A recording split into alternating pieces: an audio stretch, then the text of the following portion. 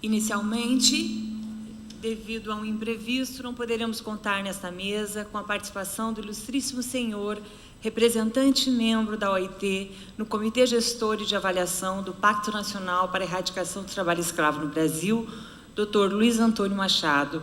Pedimos as desculpas pelo ilustríssimo senhor. E para integrar a mesa, a interação do Ministério Público do Trabalho e da Organização Internacional do Trabalho, OIT, no combate ao trabalho escravo, convido o excelentíssimo senhor Procurador-Geral do Trabalho, do Ministério Público do Trabalho, Dr. Luiz Antônio Camargo de Mello,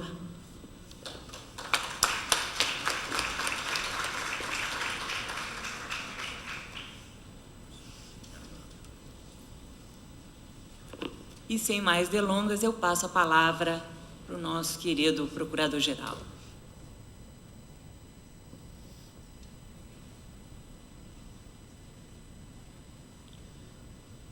Senhoras e senhores, boa tarde, quase boa noite. Saúdo a todos, saúdo os procuradores de trabalho que estão aqui, e os estudantes, acadêmicos, magistrados, enfim, auditores fiscais do trabalho, todos que estão aqui conosco neste momento. Saúde em especial a procuradora-chefe do Ministério Público do Trabalho no Espírito Santo, doutora Ana Lúcia, que vai presidir essa última mesa, não é isso? Sinto muito, fico sentido pela ausência do Machado. Machado é um grande amigo, um parceiro. A gente vem trabalhando junto há bastante tempo. E, enfim, cabe-me aqui dar esta última palavra, né, esta manifestação final do nosso seminário. Eu só estou aqui enrolando um pouquinho, porque enquanto eu enrolo, eu estou pensando aqui como é que eu vou fazer. Acho melhor passar esse laptop para cá, né? Porque eu não consigo enxergar lá. Podemos ficar, então. Então, eu estava enrolando aqui, pensando como é que eu não gosto de ficar falando assim.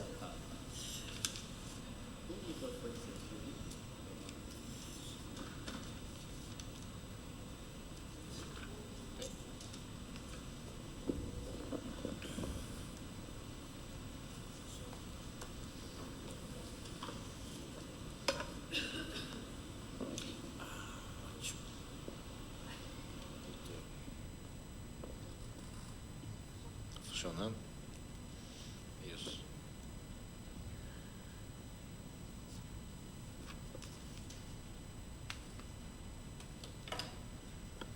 O que foi pedido aqui pelos organizadores do seminário, meu tempo é de quantos minutos? Considerando que o Dr. Luiz Antônio Machado não veio, o senhor tem um tempo maior. Bom, eu vou ter meu tempo mais o tempo do Machado?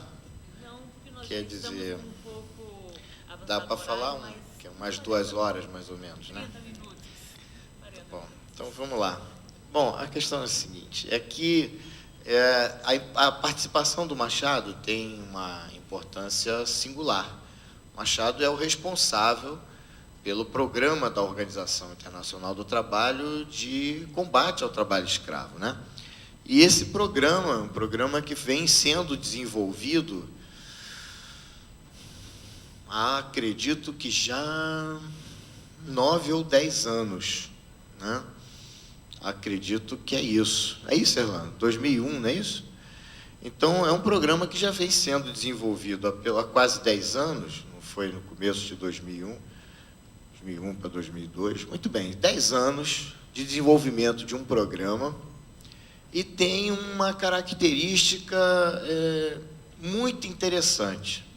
Até o desenvolvimento desse projeto da OIT, era um projeto de combate ao trabalho escravo, capitaneado pela OIT, nós tínhamos uma forma de intervenção por denúncia de trabalho escravo desde 1992.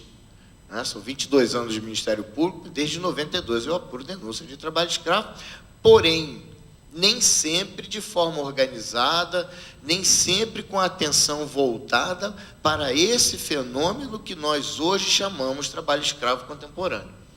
No começo era uma situação em que avançávamos quase que de forma voluntária, né? Bené está balançando a cabeça lá atrás, né? Mas é um dos precursores dessa forma organizada de intervenção, né? Que é aquela em que começou, basicamente, em 1995, com a criação do Grupo Especial de Fiscalização Móvel. O Jairo se lembra muito bem disso, né? Então, essa forma mais organizada começa em 1995 com o Grupo Móvel, chamado Grupo Móvel do Ministério do Trabalho e Emprego, com a participação de procuradores do trabalho e da Polícia Federal. Antes do Grupo Móvel, nós já fazíamos algumas verificações, já observávamos algumas denúncias, algumas intervenções por conta de denúncias que eram encaminhadas ao Ministério Público, mas um tanto quanto desorganizadamente. Vem o Grupo Móvel, melhora a nossa forma de intervenção, mas a diferença significativa da intervenção de todos nós no combate ao trabalho escravo vai se dar de forma efetiva em 2001, com a implantação do projeto da OIT. Vejam que, desde o final do ano 2000, meados do ano 2000, nós já começamos a estruturar melhor a intervenção do Ministério Público do Trabalho com a criação de uma comissão interna, que reuniu alguns procuradores para melhor pensar a nossa intervenção. Em seguida, começa-se a escrever o Plano Nacional de Erradicação do Trabalho Escravo, o primeiro Plano Nacional de Erradicação do Trabalho Escravo, né?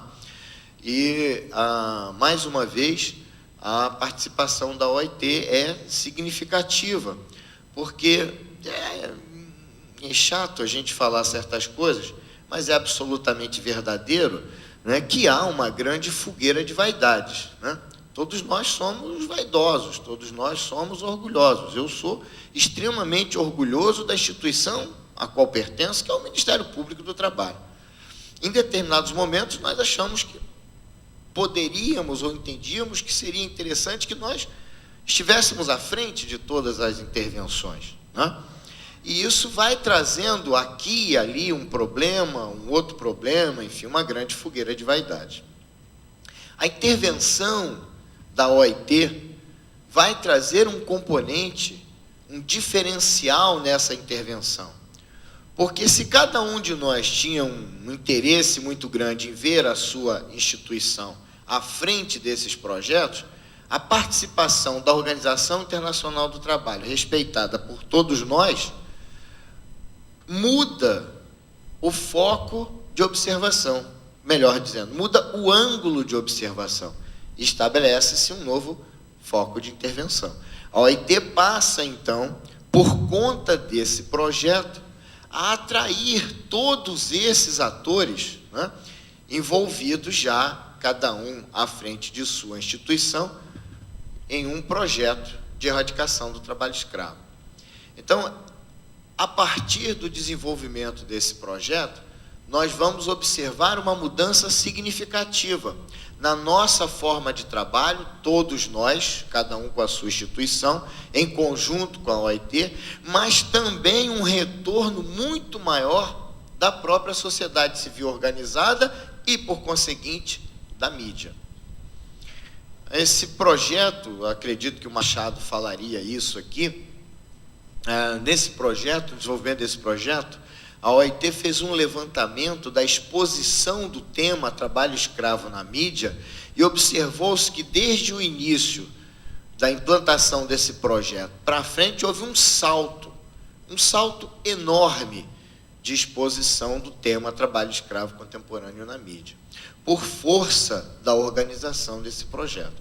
A OIT é efetivamente uma entidade importante, é uma grande parceira de todos nós, né? E como é uma entidade internacional, né, temos todos uma grande atração por ela, porque ela abre caminhos, inclusive no exterior. Tanto assim que os relatórios que a OIT produziu nesses últimos anos, todos eles citaram expressamente o governo brasileiro como aquele que tem ações específicas para erradicar o trabalho escravo. pode dizer assim, não, mas isso é absolutamente natural, isso é o papel do governo. Sim, é o papel do governo, mas ninguém faz. O Brasil, em um primeiro momento, assumiu, e isso foi 1994, 1995, já em foros internacionais, em que o Brasil estava sendo cobrado, o Brasil estava sendo admoestado na OMC, na OIT, e em outros foros internacionais, respondeu, inclusive, no próprio tribunal da OEA, né, porque trabalhadores estavam sendo mantidos em condição análoga de escravo. Então, o governo brasileiro, em 1995, assume essa condição. Nós temos trabalho escravo no Brasil e nós vamos combater. Isso é um diferencial. A partir daí começa-se, então, né, essa história de intervenção mais organizada. Mas a participação da OIT traz esse outro componente e vai levar aos relatórios, aos documentos oficiais da OIT, o reconhecimento que desde que o Brasil assumiu em 1995 até os dias de hoje, o combate ao trabalho escravo no Brasil somente avançou. Com todos os problemas que nós temos, avançou. E esse é um troféu que nós temos e que podemos exibir. Então, a OIT foi fundamental nesse processo todo, né, como entidade de articulação, como entidade de incentivo. Paulinho, não vai embora não, senão cortar seu ponto, hein? Enfim, então, dentro desse processo todo, né, de desenvolvimento, de intervenção, a Organização Internacional do Trabalho teve um papel fundamental. Não sei se cumprir aqui, né, claro que não, na inteireza, né, e na própria competência, né, a informação que o Machado traria muito mais luzes para o nosso debate. Mas, pelo menos, para não ficar aqui, né, uma ausência de informação em relação a uma entidade que é importantíssima em todo esse processo de intervenção, né, de nós brasileiros no combate ao trabalho escravo. E isso, claro, vai me dar a possibilidade, né, de avançar aqui em relação ao tema que foi proposto, porque senão a proposta era que o Machado fizesse a manifestação apresentando o que é a OIT, como a OIT tem trabalhado, tem atuado nesta área, e depois eu apresentaria o complemento, que é a intervenção do Ministério Público, né? Enfim, eu quero registrar aqui, antes de mais nada, que nós não estamos tratando, o debate que aconteceu aqui o dia inteiro, se ainda houver dúvida, eu espero contribuir para dissipar essa dúvida. Nós não estamos tratando aqui de questões meramente de legislação simples do trabalho. Nós não estamos tratando aqui de situações que envolvem trabalhadores reclamando porque não tiveram registro na carteira, de trabalhadores aborrecidos, chateados, que vão procurar um advogado porque trabalharam em jornada suplementar e não tiveram pagas as horas extraordinárias. Não é disso que nós estamos falando. Porém, é dessa forma que muitos dos nossos adversários apontam lá fora que se trata o combate ao trabalho escravo no Brasil. Muitos identificam o trabalho escravo e fazem isso, claro, para desmerecer toda essa nossa articulação. Muitos apontam, repito, que nós estamos falando de meras irregularidades trabalhistas, que são trabalhadores que não têm carteira assinada, que são trabalhadores que não ganham hora extra, que são trabalhadores que não têm os salários pagos em dia, e vão apontando essas irregularidades que existem e que nós encontramos como se fossem elas aquelas situações que movimentam a nossa intervenção, aquelas situações que não permitem com que nós fiquemos absolutamente tranquilos em casa, sabendo que as situações que estão acontecendo são corriqueiras. Não são. Nós estamos tratando de uma grave violência à dignidade da pessoa humana. Nós estamos tratando de ofensa aos direitos humanos. Nós lutamos muito, está lá o meu amigo Zé Guerra, do Conatrai, nós lutamos muito para estabelecer o enfrentamento do trabalho escravo contemporâneo como ofensa aos direitos humanos, e não como meras irregularidades trabalhistas. Essa é uma questão que eu faço questão de frisar.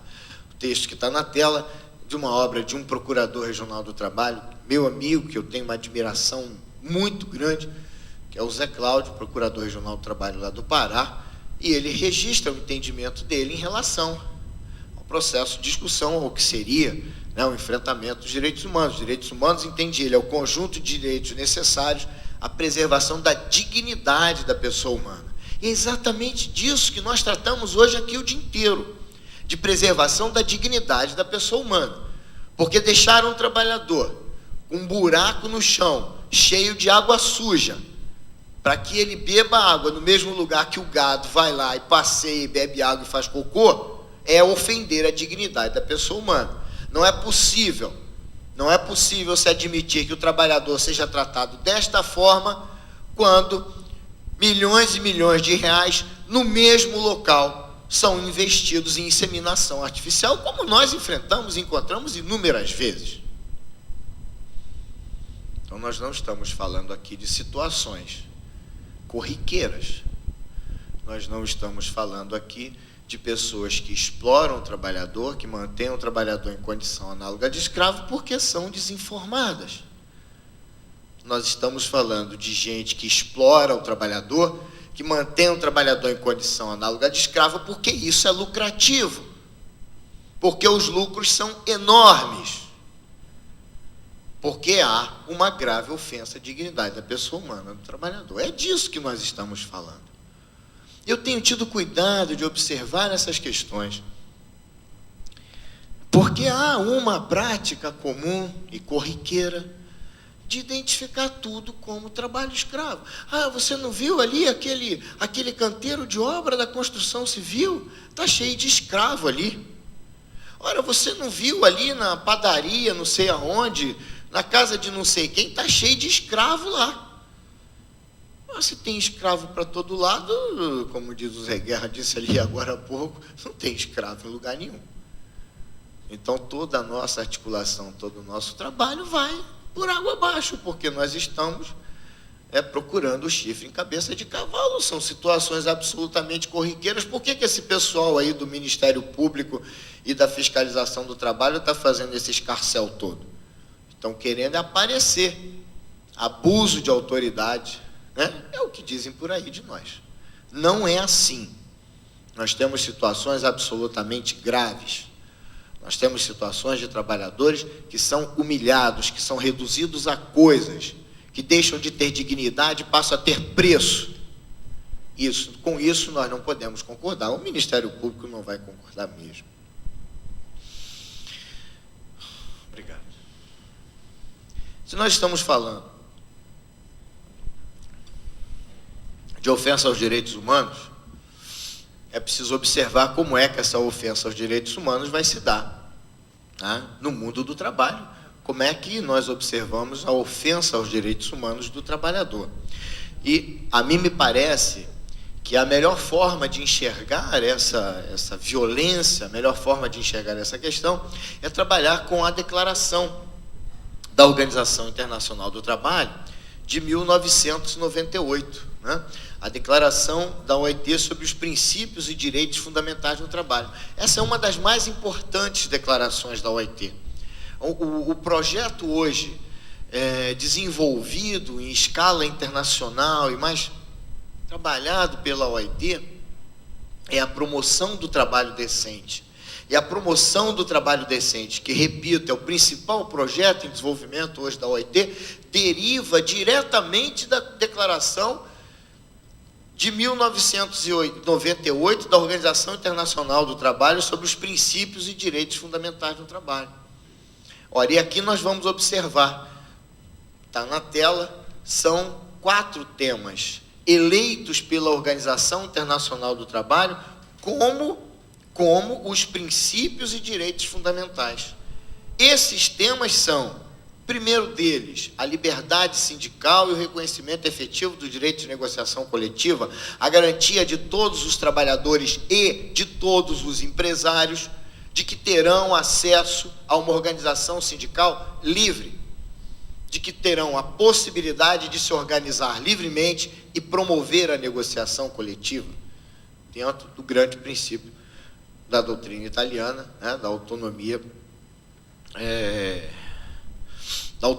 da negociação coletiva. Enfim, o segundo item é a eliminação de todas as formas de trabalho forçado ou obrigatório, que é o tema que nos traz aqui, que nos mantém nesse auditório depois de um dia inteiro de debate. O terceiro tema, a meu sentir, intrinsecamente ligado à questão do trabalho escravo contemporâneo, é a abolição efetiva do trabalho infantil. Há estatísticas, há pesquisas, melhor dizendo, há pesquisas, várias pesquisas, né, identificando trabalhadores hoje resgatados, porque mantidos em condição análoga de escravo, que foram precocemente ao mercado de trabalho, que não tiveram a oportunidade de ir à escola. Trabalhador precoce, trabalhador precocemente explorado, é o trabalhador mantido em condições análogas a de escravos nos dias de hoje.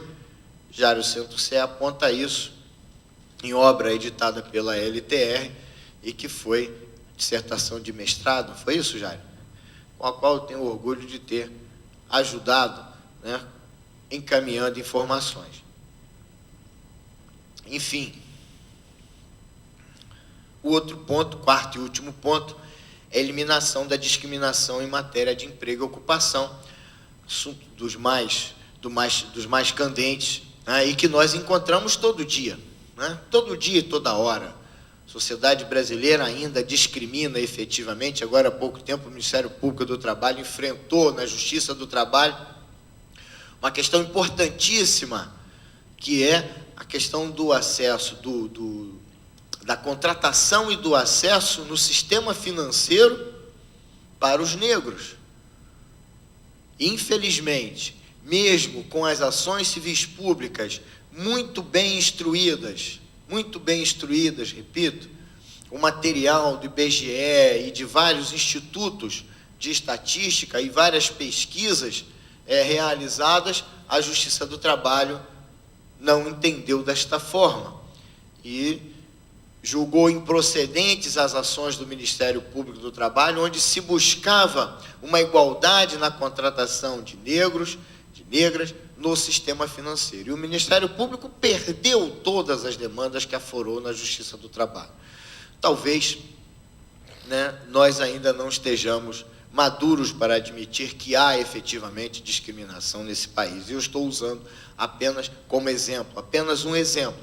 A discriminação ocorre em várias situações. Bom, enfim, cada um desses temas, eleitos pela Organização Internacional do Trabalho, traz no seu conjunto duas convenções. São as convenções mais importantes do sistema da Organização Internacional do Trabalho. As convenções de números 87 e 98, que tratam da liberdade sindical e da negociação coletiva. As convenções de números 29 e 105, que tratam da eliminação de todas as formas de trabalho forçado obrigatório. As convenções de números 138 e 182, que tratam da abolição efetiva do trabalho infantil. E, por último, as convenções de números 100 e 111, que tratam da eliminação da discriminação em matéria de emprego e ocupação. Pois bem, esse é o nosso ponto de partida, mas não nos cabe aqui, claro, além desses breves comentários sobre os três outros pontos, não nos cabe aqui tecer maiores considerações, mas sim tratar, né, da discussão que envolve o Ministério Público do Trabalho e a OIT no combate ao trabalho escravo. Antes disso, porém, só para apontar que o Ministério Público do Trabalho está em perfeita sintonia com a declaração de 1998 da OIT. Vejamos, temos a Coordenadoria Nacional de Erradicação do Trabalho Escravo, promotora deste evento, juntamente com a Procuradoria Regional do Trabalho da 17ª Região, que tem metas de erradicação do trabalho escravo contemporâneo, de regularização do trabalho indígena e de combate ao tráfico de pessoas. Nós vamos voltar a esses temas. Ainda, de acordo com a Declaração de 98, a Coordenadoria, né, para a eliminação, para a erradicação do trabalho infantil, a Cor de Infância, né, que busca não só a erradicação do trabalho infantil, mas a regularização do trabalho do adolescente. A Cor de Igualdade, que combate todas as formas de discriminação no trabalho, especialmente de gênero e raça, e também a inserção da pessoa portadora de deficiência no mercado de trabalho. E, por último, a CONALES, cujo coordenador está sentado lá atrás, doutor Ricardo, né, que é a Coordenadoria de Liberdade Sindical, de Promoção da Liberdade Sindical, que objetiva, se eu tiver equivocado aqui nas propostas, doutor Ricardo, por favor, me ajude, me corrija, não me deixe mentir sozinho, é assegurar a liberdade e a democracia sindical, assegurar o direito de greve, combater os atos antissindicais e pacificar o conflito coletivo entre capital e trabalho. Então, já obtive lá o sinal de positivo do doutor Ricardo, vou em frente. Vejam, os quatro pontos eleitos pela Organização Internacional do Trabalho, como uma declaração de princípios e direitos fundamentais no segmento do trabalho, são todos eles, todos os quatro, perfeita e cotidianamente observados pelo Ministério Público do Trabalho. E mais do que isso, identificados como metas institucionais. São os pontos mais importantes que estão em desenvolvimento no Ministério Público do Trabalho. Eu assumi a Procuradoria-Geral do Trabalho há quase 3 meses, e desde o início, desde o primeiro momento, desde o discurso de posse, apontei esses 4 pontos como prioridades na minha administração e venho tentado trabalhar nesse sentido. Esse slide que está na tela é exatamente, né, o slide que ficou famoso, né, porque era a peça de publicidade, exatamente a peça de publicidade da campanha da Organização Internacional do Trabalho, né, o trabalho escravo, vamos abolir de vez essa vergonha.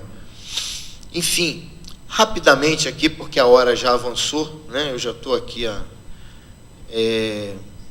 meia hora quase, né? 25 minutos que eu já estou falando, já está todo mundo cansado, daqui a pouco vai todo mundo embora. Até porque hoje é sexta-feira, né? E a gente também é filho de Deus, né? Também tem direito de tomar um choppinho mais tarde, né? Enfim. A normativa internacional, e aqui rapidamente, eu vou à Convenção 29, expressamente aqui nesse artigo 2º, para dar apenas uma visão pessoal desse dispositivo. Os procuradores do trabalho que estão aqui já estão cansados de ouvir essa cantilena, não é isso, Flavinha? Flavinha já está rindo lá atrás, já estão cansados de ouvir essa cantilena, mas penso que ainda é importante estabelecer um diferencial de conceituação de trabalho escravo, até para que a gente observe como é que estamos trabalhando em conjunto com a Organização Internacional do Trabalho. E nós vamos partir exatamente da normativa internacional, do artigo 2º da Convenção 29 da OIT, para observar o que é este fenômeno, esta chaga que nós identificamos com o trabalho escravo contemporâneo. Veja o dispositivo do artigo 2º da Convenção 29. Para os fins da presente convenção, a expressão trabalho forçado obrigatório designará todo o trabalho ou serviço exigido de um indivíduo sob ameaça de qualquer penalidade. Até aí não tem muita novidade, né? Claro, trabalho forçado, trabalho obrigatório, alguém que não quer fazer alguma coisa, mas é obrigado a fazê-lo. Então, está sendo forçado, está sendo mantido nessas condições, está, né, forçadamente ou forçosamente cumprindo uma determinada atividade. Mas o final desse dispositivo talvez nos traga uma dúvida. Vejam, e para o qual ele não se ofereceu de espontânea vontade. Ora, quer dizer então que se o trabalhador vai espontaneamente, não é trabalho forçado. É isso? Aparentemente sim. Não é isso. Porque o próprio Comitê de Peritos da Organização Internacional do Trabalho já apresentou a melhor interpretação para esse dispositivo. Qual é a normativa, então, inclusive a que nós seguimos? É que, em regra, o trabalhador vai sim de livre, espontânea vontade, vai seduzido. São promessas, às vezes mirabolantes, falsas promessas. Ora, chegar em um município do interior, do Maranhão, do Piauí, principalmente esses dois estados são os maiores fornecedores de mão de obra para a exploração do trabalho escravo contemporâneo, e oferecer ao trabalhador um emprego em uma fazenda do Pará, do Mato Grosso, principalmente, onde estão as maiores denúncias, esse trabalhador vai, e vai correndo, e tem fila.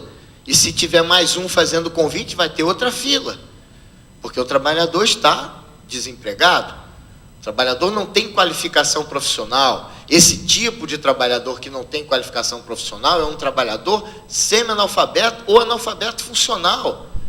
É aquele trabalhador que desenha o nome, ele não sabe ler, não tem qualificação, não tem alfabetização, não teve acesso à educação, muito provavelmente foi uma criança que ingressou precocemente no mercado de trabalho, ou seja, é uma vida de exploração. E nesse momento ele é um adulto, tem mulher, tem filho, tem que sustentar. Então ele vai. Ofereceu uma possibilidade de emprego, ele vai. Então ele vai de livre e espontânea vontade. Mas não é uma proposta que se concretizará. É um engodo, é uma farsa. O que está acontecendo, na verdade, é um outro crime. É o crime previsto no artigo 207 do Código Penal, que é o crime de aliciamento. Então, esse trabalhador ele vai aliciado, ele vai enganado.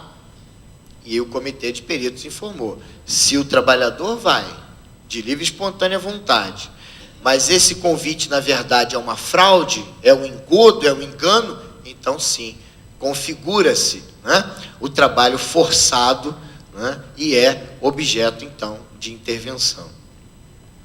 A Convenção 105, não, até pelo correr da hora, não é, digamos assim, o documento internacional de maior importância.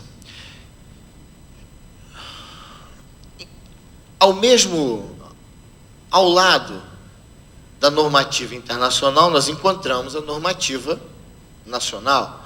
Onde é que nós encontramos, então, na legislação brasileira, o enfrentamento a esse trabalho escravo contemporâneo? Nós vamos encontrar principalmente, três dispositivos do Código Penal. No artigo 149, onde está tipificado o crime de redução à condição análoga de escravo. No artigo 203, que é a frustração de direito assegurado por lei trabalhista. E no artigo 207, que é o aliciamento de trabalhadores de um local para outro do território nacional. Já adiantando, porque eu acho que eu não vou conseguir seguir aqui essa sequência de slides por causa da hora, mas já adiantando que esse artigo 207, inclusive, é importantíssimo para estabelecer uma ligação de enfrentamento entre o trabalho escravo contemporâneo e o tráfico de pessoas. Pelo menos o tráfico interno de pessoas. A professora Daniele Santa Catarina, catedrática no assunto, já fez ali um sinal de concordância, o que me deixa muito feliz, porque eu não estou falando bobagem. Até agora há pouco eu tinha dúvida se eu estava certo, mas agora eu não tenho mais dúvida. Vamos em frente, então. Então, esse dispositivo do artigo 207 do Código Penal, que trata do aliciamento, é o que deve ser utilizado não só para punir essa movimentação de trabalhadores, porém, é a movimentação ilegal, é a movimentação mediante fraude, porque a movimentação de trabalhadores no território brasileiro não pode, não deve ser coibida. Muitos de nós aqui trabalham, vivem, moram em Vitória, mas não nasceram em Vitória, ou seja, se movimentaram, e isso não é proibido, em momento algum poderá ser proibido diante do dispositivo constitucional que garante o direito de ir e vir. Então, somente por isso, para não ter maiores digressões, não se pode coibir a movimentação de trabalhadores. Porém, a movimentação de trabalhadores não pode ser mediante fraude, não pode ser mediante falsas promessas, engano, engodo, coação, etc, etc, etc. Né? Enfim, só para a gente ficar por aqui, né? Na normativa internacional, na normativa nacional, o principal dispositivo está no caput do artigo 149 do Código Penal. Ali está tipificado o crime de redução à condição análoga de escravo. Um detalhe interessante, a redação anterior, essa redação é recente. Essa redação é de dezembro de 2003. São quase 8 anos desta redação. A redação anterior era extremamente sintética. Reduzir alguém à condição análoga de escravo, ponto. Pena, 2 a 8 anos de reclusão. Então, a movimentação que foi realizada por todos nós no início da década, do ano 2000 para frente, onde nós começamos a escrever o primeiro Plano Nacional de Erradicação do Trabalho Escravo, provocou já a modificação do artigo 149. Essa redação sai de uma proposta do então senador Valdec Ornelas, da Bahia, cujos assessores participaram das discussões do primeiro Plano Nacional de Erradicação do Trabalho Escravo. Tem uma outra proposta de alteração do artigo 149 do Código Penal que está tramitando, falei aqui hoje de manhã, está no bojo do projeto de lei 5.016 de 2005, de autoria do senador Tasso Gereissati, ex-senador Tasso Gereissati, do PSDB do Ceará, cujos assessores também participaram das discussões que levaram à elaboração do primeiro Plano Nacional de Erradicação do Trabalho Escravo. Ou seja, nós convidávamos os assessores participaram ativamente e acabaram trazendo propostas de alteração da legislação. O outro projeto de lei que eu me referi de manhã, especialmente para obter a atenção da senadora Ana Rita, que é o projeto da PEC, a PEC da expropriação, foram os 2 projetos que eu me referi, foi a PEC da expropriação de terra, chamada PEC do Trabalho Escravo, e esse projeto de lei 5.016. A PEC já tem uma situação um pouco diferente, a PEC já é anterior. Já vinha uma proposta do deputado Paulo Rocha, tramitando na Câmara, e que o senador Ademir Andrade, ex-senador Ademir Andrade, atravessou no Senado, acabou andando rápido no Senado e foi encaminhada à Câmara, como falei de manhã. Enfim, o que a gente tem aqui? Ora, nós temos uma redação, eu não sou profissional da área criminal, sou um profissional do direito do trabalho, e do meu ponto de vista, essa redação é melhor do que a redação anterior. Alguns profissionais do direito criticam, dizem que a redação anterior era melhor. Eu penso que essa é melhor, agora penso que a que está lá no projeto de lei 5.016 é melhor ainda. Mas a bancada ruralista não deixa votar. Enfim, o que nós temos aqui de importante? 4 condições. O trabalho forçado, a jornada exaustiva, o trabalho degradante, a condição degradante e a servidão por dívida. Eu quero crer que nós temos aqui, na verdade, apenas 2 grandes condições. O trabalho forçado e a condição degradante. E esse talvez seja o grande nó, porque muitos ainda resistem a buscar uma responsabilização na esfera criminal por conta da condição degradante. Ora, a condição degradante é, hoje, o grande mote que identifica o trabalho escravo contemporâneo. É a grande ofensa perpetrada em relação ao trabalhador. É retirar a condição de pessoa humana, é retirar a dignidade desse trabalhador, é manter esse trabalhador em condições absolutamente de humilhação. Retirar a dignidade, transformá-lo de pessoa em coisa. Retira-se a dignidade, põe preço. Mais uma vez me socorrendo do Zé Cláudio, que estudou um texto do filósofo Immanuel Kant e lançou isso em obra, onde ele aponta exatamente essa situação.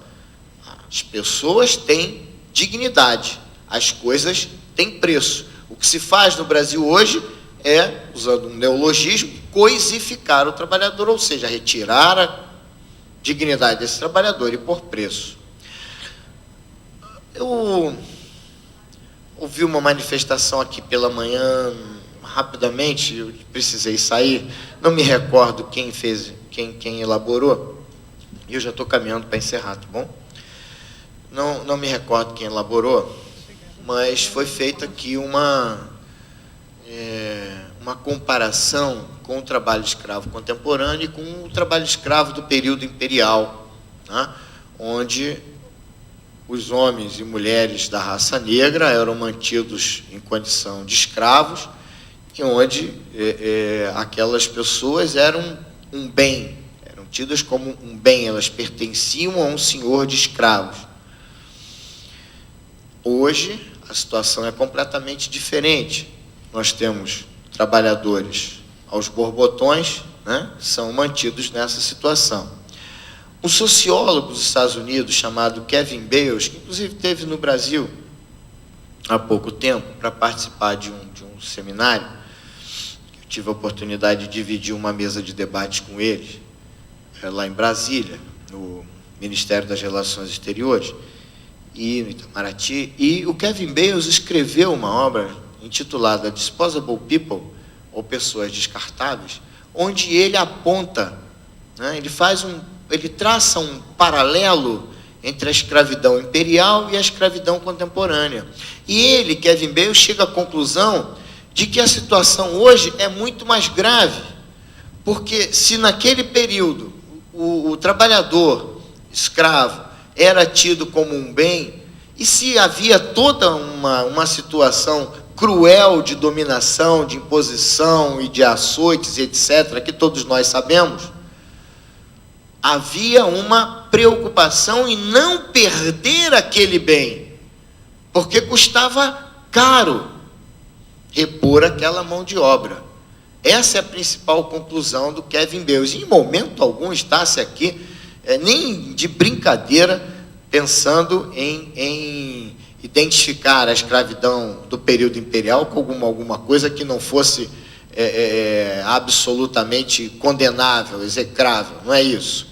É claro que era. O que está querendo dizer que naquele tempo nós tínhamos o escravo considerado como um bem, e de que havia uma preocupação de manter aquele bem porque era caro repor, hoje isso não acontece. O trabalhador hoje é absolutamente descartável, como aponta Kevin Bales. Há trabalhadores que são mortos e ninguém sabe, ninguém se dá conta. A gente tem fotos da Móvel, o Bené está lá atrás. Cadê o Klinger? Já foi embora?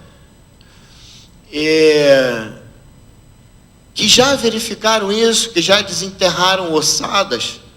E quando se busca identificar o trabalhador que foi assassinado e que foi enterrado, ninguém sabe o nome, ninguém sabe de onde veio. É o negão maranhense. Como tinha lá, não, tem uma cova, tá bom, vamos lá ver, tá bom. Chegou lá, tinha realmente o corpo dentro da cova. Desenterra, como é o nome? Negão maranhense. Sim, qual é o nome? Negão maranhense. Isso está registrado pelas equipes do Ministério do Trabalho e Emprego, pelo Grupo Móvel. Ou seja, você tem situações em que as pessoas são absolutamente descartáveis, são pessoas, o chamado peão de trecho, inclusive, é aquele que perdeu completamente o contato com o seu município de origem, ele não volta mais, porque se sente humilhado, porque já perdeu o contato, porque não sabe mais o nome, porque não sabe mais onde ficou a família dele, onde estará a família dele. Então, são essas situações que vale a pena a gente destacar aqui. Eu penso, para encerrar agora, Ana, que nós temos aqui efetivamente duas condições. Uma delas é o trabalho forçado. E eu identifico o trabalho forçado como aquela situação em que o trabalhador não pode deixar o local onde está prestando serviço. Por que ele não pode deixar o local, pergunto? Eu também respondo, até porque é isso que eu estou fazendo aqui na frente.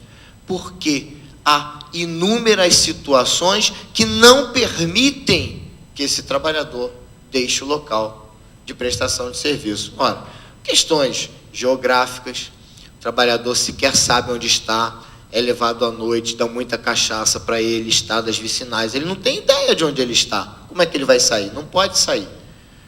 Há situações de ameaça, de coação, de violência, de retenção de documento, de surra de facão, surra de corrente de motosserra, banho de caminhonete, que é uma coisa absolutamente cruel. Enfim, há inúmeros relatos. Outros trabalhadores levam tiro, tentam fugir, são assassinados. Enfim, há inúmeras situações de violência. Mas há uma coação moral, psicológica, que principalmente se encontra traduzida na servidão por dívida, que é talvez a forma mais comum do trabalho forçado. É você manter o trabalhador, com uma dívida impagável, com uma dívida que ele não deu causa. É fazer com que o trabalhador acredite que está devendo, e como ele quer pagar a dívida, ele não vai embora. Então, o que o dispositivo do 149, do caput do 149, aponta como trabalho forçado, como servidão por dívida, eu consigo entender como uma coisa só. A outra situação é a condição degradante, que eu consigo entender como também participante dessa condição a jornada exaustiva. O que é uma jornada exaustiva, senão uma jornada que exaure o trabalhador, independentemente da quantidade de horas trabalhadas? Não interessa saber a quantidade de horas, a princípio. Interessa saber a atividade que está sendo desenvolvida e se essa atividade vai levar o trabalhador à exaustão. Isso vai se somar o quê? A péssimas condições de trabalho, a sequer ter um equipamento de proteção individual, a sequer ter água potável, a sequer ter comida, a sequer ter um alojamento, como nós já vimos em diversas situações. Então, creio, esse dispositivo do artigo 149 do Código Penal, hoje, nos ajuda mais do que o dispositivo antigo, mas ainda nos traz alguns problemas. Talvez seja necessário uma outra alteração, creio, alteração que já está no Congresso Nacional. Mas, enfim, toda essa articulação do Ministério Público não pode se dar, não pode avançar, não pode ocorrer sem uma grande intervenção com parceiros da sociedade civil, com parceiros do poder público. Um desses parceiros da sociedade civil é, efetivamente, a Organização Internacional do Trabalho. Ano que vem, na conferência que é realizada todo ano na cidade de Genebra, né, vai ser apresentado um documento que é um extrato dessa declaração de 1998. E o Ministério Público do Trabalho, convocado, já deu a sua contribuição para esse documento que será apresentado no ano que vem. Então, a gente espera, em breve, com a publicação, né, do relatório da OIT no ano que vem, de ter maiores luzes sobre esse processo de intervenção articulada que envolve o poder público, a sociedade civil e também a Organização Internacional do Trabalho. Agradeço a atenção, né, que me foi dispensada e desejo uma boa noite, um bom final de semana a todos.